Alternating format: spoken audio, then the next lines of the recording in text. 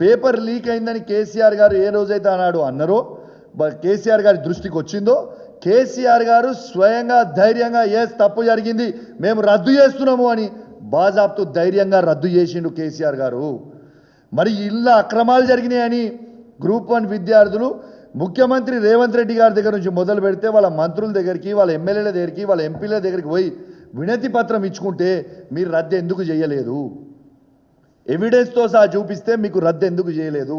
ఈ ఒక్క విషయమే కేసీఆర్ గారి స్టైల్ ఆఫ్ ఫంక్షనింగ్కి ఇలా అమ్ముకున్న పోస్టులు అమ్ముకుంటున్న దొంగ అయిన రేవంత్ రెడ్డి గారికి ఉన్న డిఫరెన్స్ ఇది ఒక్క లైన్లో మీరు అర్థం చేసుకోండి.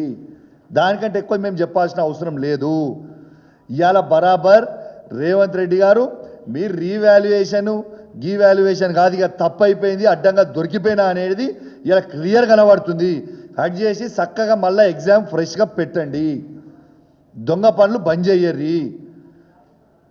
ఓటులోడు దొంగ అయిన రేవంత్ రెడ్డి గారు మళ్ళా దొంగతనం చేస్తూ దొరికిపోయింది, అడ్డంగా దొరికిపోయింది. యావత్ తెలంగాణ ప్రజలు మొత్తం కూడా గమనించాలి, ప్రత్యేకంగా యువత మొత్తం కూడా గమనించాలి.